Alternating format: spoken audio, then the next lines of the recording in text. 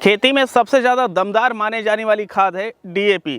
जो रासायनिक तरीके से किसान खेती करते हैं वह डीएपी का प्रयोग करते हैं। डीएपी का प्रयोग तब किया जाता है जब आपके पौधे की मजबूती बढ़ानी हो, वृद्धि बढ़ानी हो, या अगर उसमें उत्पादन शुरू होने वाला हो तब ज़्यादा उत्पादन लेना हो। लेकिन जो जैविक खेती करते हैं या वह किसान जो लागत कम करना चाहते हैं, किसी ऐसे ऑप्शन की तलाश में रहते हैं कि काश कुछ ऐसा तरीका होता जिसके जरिए हम डीएपी ना प्रयोग करते और हमें डीएपी जैसा ही रिजल्ट देखने को मिलता। तो आज हम आप लोगों को एक ऐसे चीज़ के बारे में बताने जा रहे हैं जिसका अगर आप लोग बताई गई विधि से प्रयोग करते हैं तो डीएपी से भी बेहतर आप लोगों को रिजल्ट देखने को मिलेगा। तो यह चीज़ क्या है, किस तरीके से काम करती है, आप लोगों को कैसे प्रयोग करना है, चलिए हम आप लोगों को बताते हैं। आप लोग हमारे हाथों में ये जो जैविक पदार्थ देख रहे हैं ये है सरसों की खली।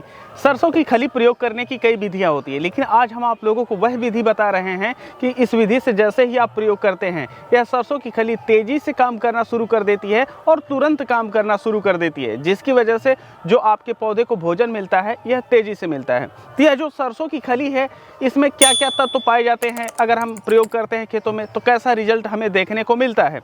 देखिए, इसमें जो मुख्य पोषक तत्व होते हैं ये हमारा होता है नाइट्रोजन, फास्फोरस और पोटास। इसके साथ साथ इसमें सूक्ष्म पोषक तत्व भी पाए जाते हैं जैसे जिंक, आयरन और मैग्नीशियम। अब इतने भरपूर तत्व जब हमारे पौधे को मिलते हैं, तो जब इतने भरपूर पोषक तत्व हमारे पौधों को मिलते हैं तो जो उनकी बढ़वार होती है यह तेज़ी से होती है। इसके साथ साथ जो उनकी रोग प्रतिरोधक क्षमता होती है इसका भी विकास होता है। इस वजह से रोग कम लगते हैं और जैविक चीज़ें प्रयोग करने की वजह से जो आपकी मिट्टी की स्थिति होती है यह भी सुधर जाती है। और आप लोगों को बताते चले कि अगर आपका पौधा फूल की परिस्थिति में है या उसका उत्पादन हो रहा है, ऐसे में अगर आप लोग प्रयोग करते हैं तो फूल झड़ने की जो समस्या होती है यह कम हो जाती है और फल ज़्यादा लगते हैं, फल स्वस्थ रहते हैं। तो यह जो चीज़ है यह बहुत ही ज़्यादा उपयोगी है। आज हम अपने एप्पल बेर के खेत में इसका प्रयोग करने जा रहे हैं। तो आप लोग यहाँ पर देख रहे हैं कि इसे जो हमारी सरसों की खली है इसे हम बारीक पीस लिए हैं। जब हम कोल्हू वाले के यहाँ लेने गए थे तो हम बताए भैया इसको थोड़ा सा रगड़ करके निकालिएगा, तो रगड़ करके निकाल दिए, जिसकी वजह से इसे घोलना काफ़ी ज़्यादा आसान हो जाएगा। अब इसे हमें किस तरीके से घोलना चाहिए, कितनी मात्रा में घोलना चाहिए, आगे बढ़ने से पहले हम आप लोगों को बताते चले कि जब आप लोग जैविक खेती करने जाते हैं तो आप लोगों की एक समस्या होती है कि कौन से जैविक उर्वरक कब कैसे प्रयोग करें, इसके साथ साथ उसमें फंगिसाइड और कीटनाशक कैसे प्रयोग कर सकते हैं, उसका रिजल्ट कैसा रहेगा। यह सभी समस्याओं का समाधान करने के लिए हमने एक ऐसी किताब लिखी है जिसमें आप लोगों को 51 प्रकार के जैविक उर्वरक, कीटनाशक और फंगिसाइड घर पे कैसे तैयार करें, किस मात्रा में प्रयोग करें और उनका रिजल्ट क्या रहता है, किन रोगों में प्रयोग कर सकते हैं, किन स्थितियों में प्रयोग कर सकते हैं, आपके जितने भी सारे सवाल होते हैं सबका निवारण इस किताब में दिया गया है। यह किताब पीडीएफ स्वरूप में है, तो आप अपने मोबाइल पे चाहे जब निकाल करके पढ़ सकते हैं। 51 चीज़ें आपको मिल रही हैं सिर्फ 51 रुपये में। तो आप लोगों को जो यहाँ पर दिया गया नंबर है इस पर पेमेंट करना है, इसी पे व्हाट्सएप स्क्रीनशॉट शेयर कर देना है और वह किताब तुरंत आप लोगों को मिल जाएगी और तुरंत आप लोग अपने खेतों में, गार्डन में प्रयोग करना शुरू कर सकते हैं। देखिए, यहाँ पर आज हम प्रयोग करने जा रहे हैं इसे तरल रूप में। तो इसे हम महीन बारीक कर लिए हैं और महीन बारीक करके इसे हम 200 लीटर के ड्रम में भिगोएंगे।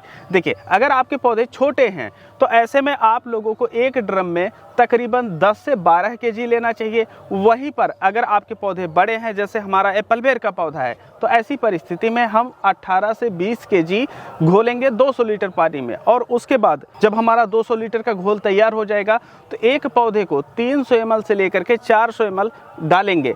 यह जो डाला जाएगा आप जड़ कर सटा करके भी डाल देंगे तो कोई भी दिक्कत नहीं होगी, क्योंकि यह जैविक चीज़ है। और जैविक जो चीज़ें होती हैं अगर आप लोग पौधे के एकदम सटा करके भी प्रयोग करते हैं तो आपका जो पौधा होता है खराब नहीं होता है। तो आप निश्चिंत होकर के इसका प्रयोग कर सकते हैं। यह जल्दी से घुल सके इस वजह से आप लोगों को इसको बारीक कर लेना चाहिए। लेकिन अगर आपके पास समय है तो जो बड़े रूप में आती है उसको भी डाल दीजिए, 1-2 घंटे के लिए छोड़ दीजिए और उसके बाद डंडे से हिला दीजिए, वह भी पूरी तरीके से घुल जाती है। अब आपका घोल तैयार हो गया है। अब आप लोग अपने पौधे में, जैसे हम यहाँ पर एप्पल बेर लगाए हुए हैं तो हम एप्पल बेर में प्रति पौधे 300-350 ml डाल रहे हैं। अगर आप लोग आम, आंवला इत्यादि प्रकार की बागवानी करते हैं तो उसमें 300 ml से लेकर के 400 ml प्रयोग कर सकते हैं।